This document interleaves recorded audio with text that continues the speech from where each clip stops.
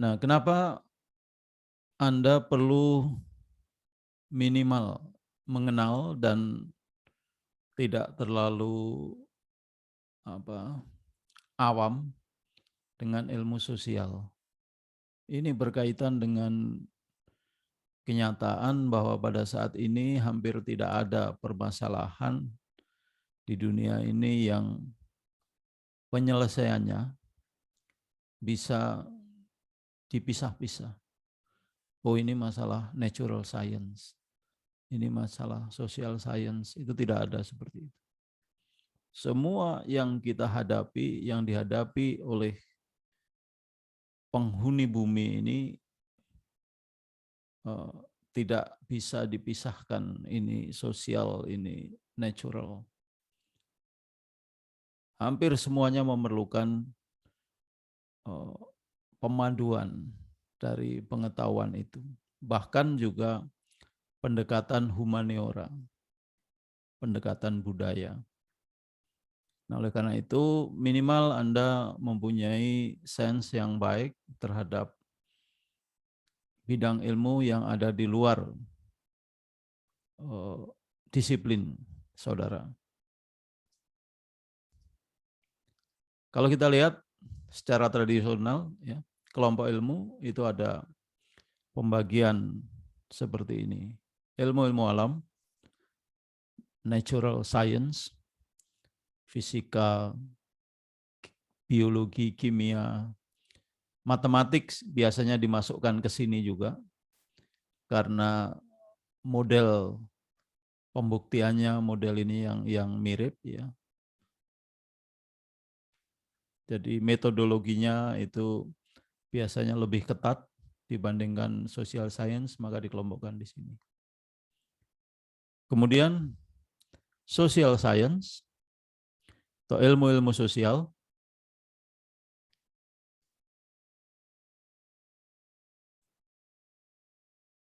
Kemudian humaniora, humanity. Ini sedikit berbeda. Apa saja nanti yang masuk ke sini pasti sebenarnya sudah saudara kenal, ya, tapi mungkin batas-batasnya agak tidak terlalu jelas. Ya. Jadi masing-masing kelompok ini dibagi lagi menjadi beberapa disiplin ilmu untuk memfasilitasi studi yang lebih intensif dan pemahaman yang lebih dalam. Nah, ilmu alam itu biasanya dikelompokkan bersama dengan matematika, sehingga di Indonesia dikenal istilah MIPA, matematika dan ilmu pengetahuan alam. Nah, kita memerlukan pendekatan dalam taraf yang berbeda-beda. Ada yang disebut pendekatan multidisiplin, multidisciplinary approach. Itu yang menggabungkan atau melibatkan beberapa disiplin keilmuan atau spesialisasi dalam menyelesaikan masalah. Di sini tindakan yang diambil itu berdasarkan acuan dari beberapa bidang ilmu, tetapi tetap dalam batas-batas keilmuannya. Jadi minimal yang dilakukan oleh para ilmuwan adalah multidisiplin approach.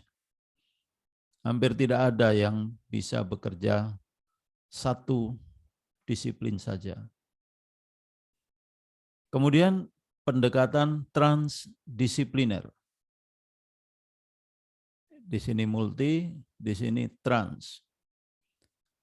Adalah pendekatan yang dilakukan oleh para ahli dari berbagai disiplin ilmu yang bekerja sama untuk menciptakan inovasi konsep, teori, metode baru dengan mengintegrasikan beberapa bidang keilmuan. Jadi di sini konsepnya sudah lebih menyatu. Kalau di sini masing-masing masih menggunakan acuan dari bidang ilmu masing-masing dan masih dalam batas-batas keilmuannya. Kemudian ada interdisipliner. Nah, kata kuncinya di sini adalah inter. Jadi dia berpikir melintasi batas. Ini adalah pendekatan penyelesaian masalah yang melibatkan dua kombinasi atau lebih dari disiplin akademik menjadi satu kegiatan. Ya, banyak sekali, hampir semua sekarang task force itu seperti ini. Tetapi sayangnya kemudian task force itu menjadi terlalu besar sehingga menjadi tidak efektif lagi, tidak efisien. Ya, harusnya rapatnya cukup 3 kali sampai 10 kali rapat belum selesai. Baru merumuskan permasalahan saja, merumuskan tujuan khusus saja tidak selesai karena timnya terlalu besar. Nah, itu sudah pasti semakin besar tim, pendekatannya pasti akan semakin rumit karena masing-masing kepala itu mempunyai ide yang harus difasilitasi. Misalnya di sini task force yang melibatkan para pakar engineering, insinyur, ahli lingkungan, sosiologi, antropologi, psikologi, ekonomi untuk memecahkan suatu permasalahan dalam masyarakat. Kita ambil kasus yang sekarang lagi kita hadapi, kasus pandemi misalnya. Ini semua ada di sini. Ada ahli engineeringnya juga untuk menciptakan peralatan-peralatan medis yang efisien dan efektif. Ada ahli lingkungan, ahli sosiologi, bagaimana untuk pendekatan kepada masyarakat. Mungkin antropologi agak kurang ya, tapi psikologi jelas, dan juga ahli ekonomi, dan pasti ahli kesehatan, dokter, dan sebagainya. Ini saya terjemahkan dari sini tadi ya, jadi Anda nanti bisa membaca. Saya tidak ulang lagi di sini. Sebagai contoh kasus kemacetan lalu lintas. Ini ahli psikologi mungkin akan berpikir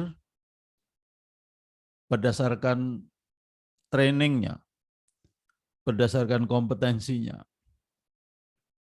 Dia akan memikirkan bagaimana kemacetan yang seperti ini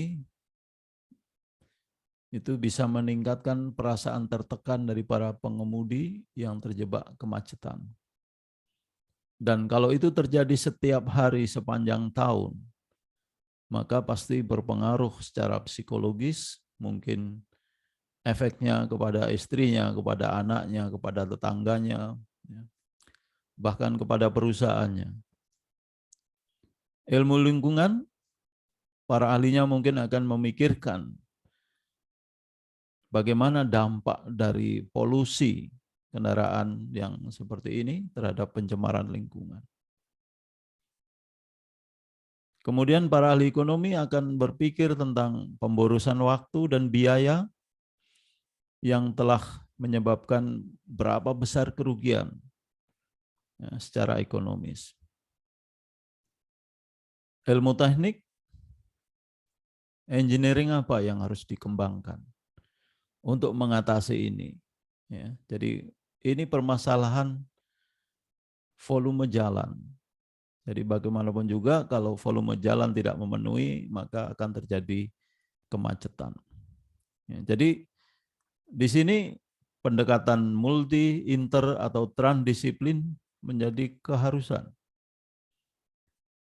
Nah, sayangnya hingga saat ini masih terdapat ego keilmuan yang kadang-kadang menyebabkan kolaborasi antar ahli itu tidak berjalan harmonis. Ya. Nah, oleh karena itu saya memerlukan waktu untuk memberikan insight supaya sebagai calon master, mungkin nanti sebagian akan menjadi doktor, itu harus sedapat mungkin menghilangkan ego keilmuan dan tidak menganggap bidang keahlinya itu yang paling hebat. Ini contoh masalah-masalah dunia ini semuanya adalah multi, inter, atau transdisciplinary challenge. Dan semuanya saling terkait. Masalah global warming, banjir, limbah, ini berkaitan juga dengan masalah shortage atau kekurangan energi, shortage air. Kalau sudah seperti itu, maka secara sosial masyarakatnya menjadi lebih violence, lebih brutal. Nah, ini juga berdampak kepada biodiversity. Karena untuk memenuhi semuanya harus memerlukan energi, dan energi itu perlu menebang hutan, kerusakan tanah, dan sebagainya. Jadi sudah interdisciplinary challenge. Jadi tidak bisa dipisahkan seolah-olah di sini masalah natural science, di sini masalah social science. Karena science ini tidak bisa dipisahkan dari masalah alam, kemudian masalah society, masalah sosial. Inilah yang menyebabkan terjadinya multi krisis dalam masyarakat. Nah, oleh karena itu saudara perlu mengenal apa sebetulnya sih, ya tidak harus menguasai, tapi minimal mempunyai peta yang baik tentang social science dan humanities, ilmu sosial dan humaniora. Mungkin kalau saya tanya sekarang apa saja sih humaniora, pasti masih banyak juga yang belum tahu. Ya. Ilmu sosial itu berhubungan dengan semua aspek kehidupan manusia. Sedangkan humaniora itu berkaitan dengan sastra, musik, seni, filsafat. Ini lebih ke arah seni dan budaya. Jadi humaniora itu seni dan budaya. Sosial itu semua aspek kehidupan manusia. Oleh karena itu ekonomi itu masuk ilmu sosial. Nah, psikologi itu di beberapa kampus ada yang mensyaratkan harus dari IPA. Artinya dianggap itu ilmu natural. Tapi banyak kampus dan hampir sebagian besar itu bisa dari IPA dan IPS. Karena psikologi itu ada psikologi klinisnya. Jadi orang yang mengalami gangguan kesehatan secara fisik atau fisiologis, maka akan berpengaruh pada psikologis. Jadi fisik dan fisik dan fisiologi itu bisa berpengaruh terhadap psikologinya. Oleh karena itu masuk di situ juga ilmu sosial. Nah, ini memang berkaitan, berhubungan erat karena keduanya mempelajari perilaku manusia dan budayanya. Ya. Jadi intinya ilmu sosial itu berkaitan dengan elemen-elemen dasar dari budaya yang menentukan pola umum kebiasaan manusia. Sedangkan humaniora itu berkaitan dengan aspek khusus dari budaya manusia. terutama yang berkaitan dengan upaya manusia untuk mengekspresikan nilai spiritual dan estetika. Jadi lebih, kalau di Amerika, di Inggris itu ada art, jurusan art, misalnya liberal art, itu jurusan seni dan budaya, bukan artinya liberal ya, bukan budaya bebas, tapi memang disebutnya liberal art. Oke.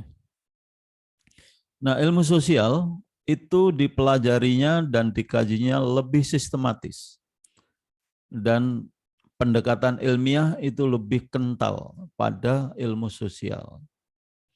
Sedangkan humaniora itu lebih ditekankan pada aspek emosi dan perasaan daripada sistem yang digunakan untuk mempertajam fokus. Jadi pendekatannya kadang-kadang tidak menggunakan pendekatan ilmiah dalam humaniora. Ya.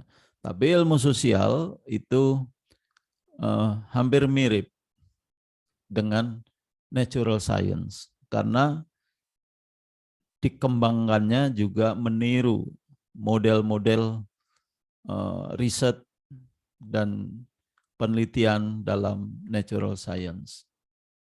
Nah, di hari ini saya kirimkan 2 handout ya. Itu ditulis oleh ahli ilmu sosial. Silahkan dibaca untuk melengkapi apa yang saya sampaikan hari ini. Nah, ditinjau dari perkembangannya, ilmu sosial dan humaniora itu berkembangnya lebih belakangan dibandingkan natural science.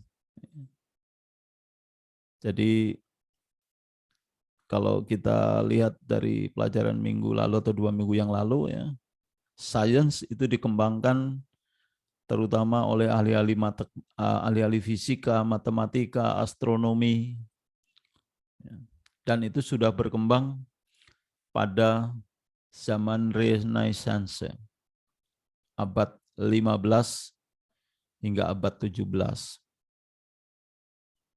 Nah, era Yunani kuno, 600 hingga 100, 600 sebelum Masehi hingga 100 Masehi, itu fisika, ekonomi, kesenian, humaniora itu sudah dipikirkan, sudah menjadi pemikiran para filsuf Yunani. Kemudian abad 17 sampai 18 ini dimulai ya, perkembangan ilmu sosial. Dan semakin ke belakang semakin pesat. Jadi silakan nanti dilihat dari sini ya, ini ada saya cantumkan di dalam buku saya. Jadi belakangan memang ilmu-ilmu sosial, ilmu politik. Nah, oke, sekarang secara cepat saja, ikhtisar, apa saja kajian yang diliput oleh masing-masing bidang tadi.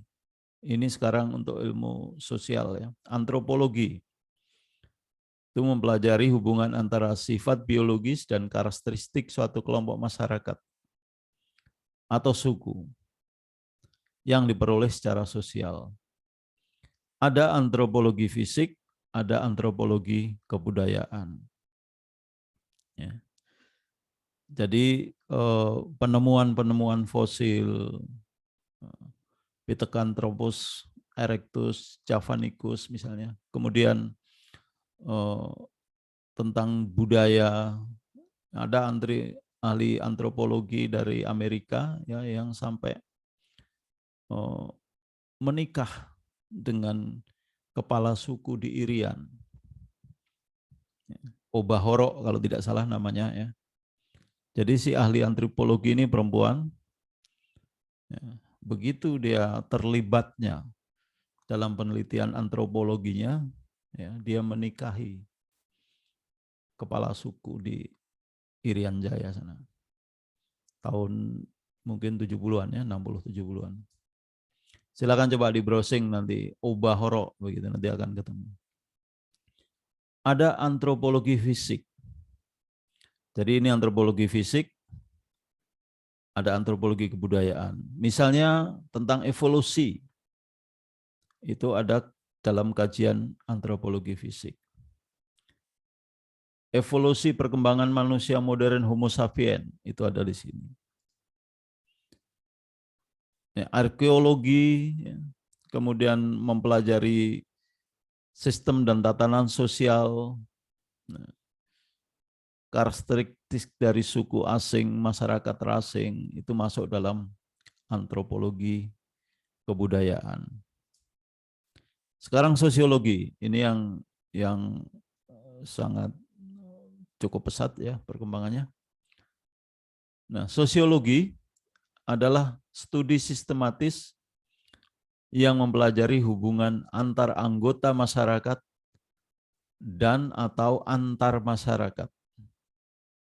Jadi antar anggota masyarakat, sesama teman, anggota keluarga, atau antar masyarakat, sesama suku, masuk di sini. Dan ahli sosiologi berasumsi bahwa perilaku manusia dipengaruhi oleh kondisi sosial, politik, pekerjaan, dan tingkat intelektualitasnya. Mungkin ada hal-hal lain yang juga tidak ditulis di sini. Nah, ini teorinya yang terkenal ada pendekatan fungsionalisme, pendekatan konflik, ada pendekatan interaksionisme. Kalau ingin tahu silakan coba diklik di browsing, nanti akan ketemu sumber-sumbernya banyak sekali.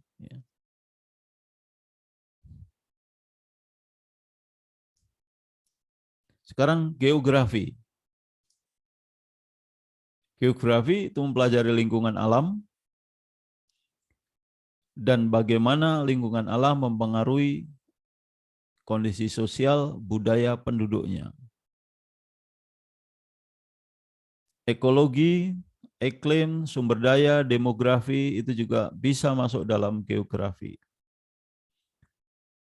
Geografi juga menghasilkan kajian-kajian yang bersifat aplikatif dan praktis. Misalnya menghasilkan peta, pola perdagangan, berbagai keputusan dalam bidang industri pertanian, itu masuk dalam kajian geografi. Ilmu sejarah. Ya. Makanya disebut history, bukan our story. Jadi tergantung versinya siapa. Ya, beberapa minggu yang lalu atau bulan yang lalu, mungkin masih sampai sekarang ya, itu masih masih hiruk pikuk tentang interpretasi misalnya peristiwa G30S PKI di Indonesia. Jadi masing-masing mempunyai versi sendiri-sendiri. Karena memang ilmu sejarah itu mempelajari peristiwa masa lalu. Para ahli berupaya secara sistematis untuk mempelajari dan memverifikasi peristiwa masa lalu dan menghubungkannya satu sama lain dengan kondisi dan fakta yang ada pada saat ini. Jadi ada ahli sejarah itu harus melakukan identifikasi, klasifikasi, mengurutkan peristiwa, dan pola. Nah, ini sebenarnya seperti kegiatan sains ya.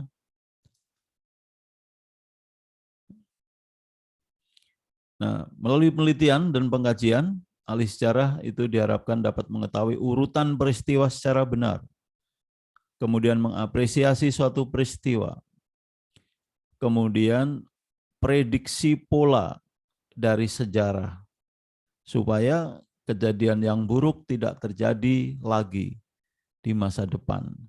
Nah, banyak peristiwa-peristiwa yang merenggut nyawa ribuan bahkan jutaan orang ya, karena sejarah berulang. Ya. Hitler dengan nasinya di Jerman misalnya, itu bisa terulang kembali. Tahun 70, 80 itu di Vietnam, kemudian di Kamboja. Kalau saudara baca cerita Pol Pot, itu yang membunuh ribuan, mungkin jutaan penduduk. Ini yang dihindarkan. Ilmu ekonomi sekarang. Ekonomi itu mengkaji mata pencaharian anggota masyarakat dan bagaimana upaya mereka menghadapi kondisi yang paling mendesak.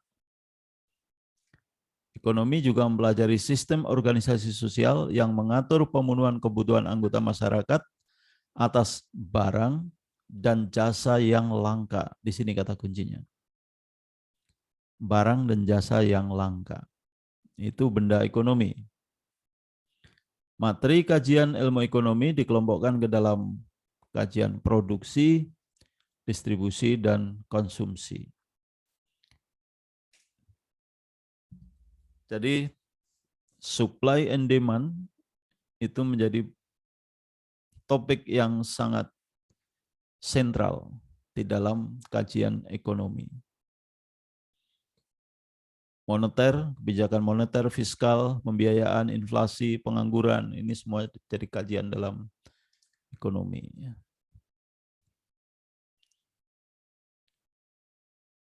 Secara umum ilmu ekonomi bertujuan untuk menjelaskan, sama ini dengan sains ya, sains itu juga menjelaskan, natural science maksud saya, memberikan panduan, memprediksi kondisi sosial yang menguntungkan bagi perkembangan ekonomi. Jadi sama juga sebetulnya. Natural science misalnya tentang penyakit menular. Itu mulai dari menjelaskan apa penyebabnya, virus apa penyebabnya, bagaimana cara mencegahnya, cara mengurangi penularannya. Kemudian epidemiologi penyakit itu memprediksi kalau polanya seperti ini dan tidak ada tindakan khusus, maka dalam 1 bulan, 2 bulan akan terjadi ledakan lagi pandemi. Misalnya seperti itu. Jadi sama juga. Sekarang ilmu politik. Menjaga kondisi sosial, mengkaji kondisi sosial untuk menjaga perdamaian dan ketertiban dalam masyarakat tertentu. Ya, ini biasanya berkaitan dengan sistem pemerintahan, dengan sistem perpajakan, ya, larangan, hak, kewajiban masyarakat, dan berbagai sistem perlindungan masyarakat. Jadi intinya layanan masyarakat, mengatur tentang apa yang dilarang, apa yang menjadi hak, apa yang diwajibkan. Ya. Diatur semua dalam ilmu politik. Jadi berkaitan dengan politik, hukum, administrasi, teori sifat dan fungsi negara, dan hubungan internasional. Itu masuk dalam politik. Psikologi. Ya. Ini beberapa cabang yang sekarang sudah banyak. Ya. Psikologi itu mempelajari pikiran, kepribadian individu. Nah, tadi sudah saya singgung di depan, psikologi termasuk dalam kelompok ilmu sosial. Karena manusia adalah makhluk sosial.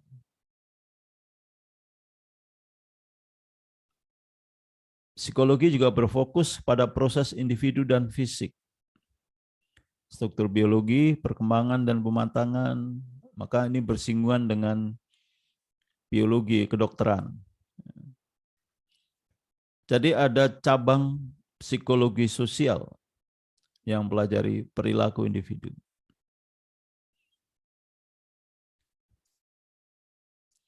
Oke, itu tadi gambaran secara umum tentang ilmu-ilmu sosial. Nah, sekarang hard science dan soft science. Istilah ini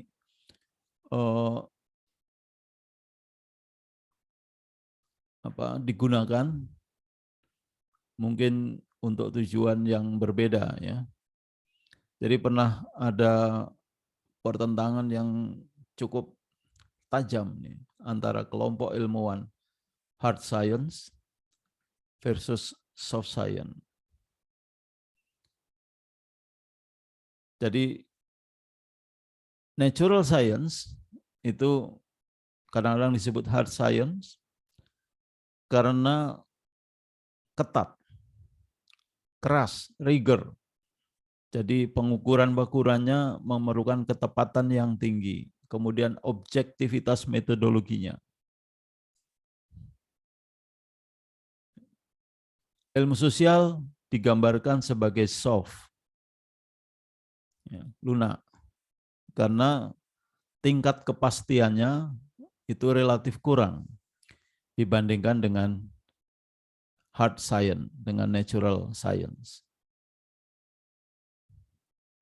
Nah, mungkin karena mempertimbangkan karakteristik di atas, maka Auguste Comte membuat hierarki ilmu dari yang sulit hingga yang lunak.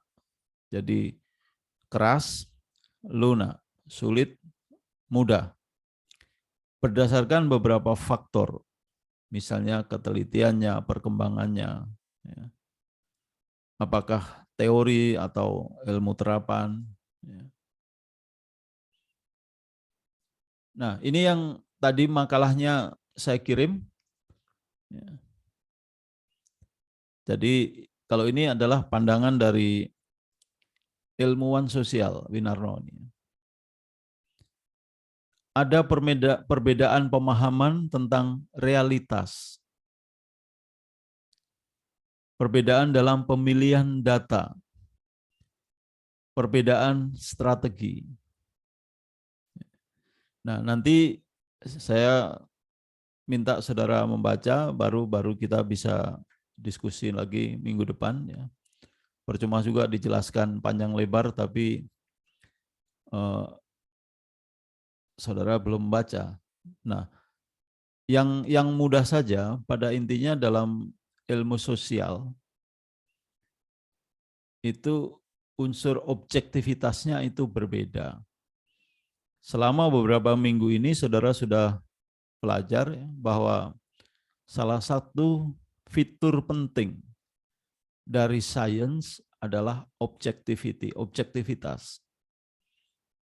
Nah, ilmu sosial itu rupanya tidak bisa menerapkan objektivitas mutlak sebagaimana yang diterapkan dalam natural science. Karena kemudian apalagi reproducibility, keterulangan. Ilmu natural itu bisa menghasilkan hasil yang sama kalau kita memberikan perlakuan yang sama. Kalaupun terjadi penyimpangan itu sedikit. Tetapi dalam fenomena sosial, objek empiris sosial mungkin akan mendapatkan hasil yang berbeda kalaupun kita beri perlakuan yang sama. Banyak sekali contoh seperti itu. Ya, misalnya kasus sebuah program koperasi yang berhasil di satu desa, begitu ditempatkan diterapkan di tempat yang lain dengan cara yang sama, dengan jumlah anggota yang sama, tapi gagal.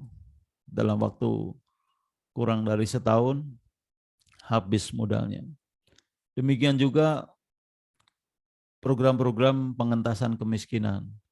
Berhasil di satu wilayah, misalnya di Jawa sana sukses, diterapkan di Lampung mungkin tidak berhasil, atau sebaliknya.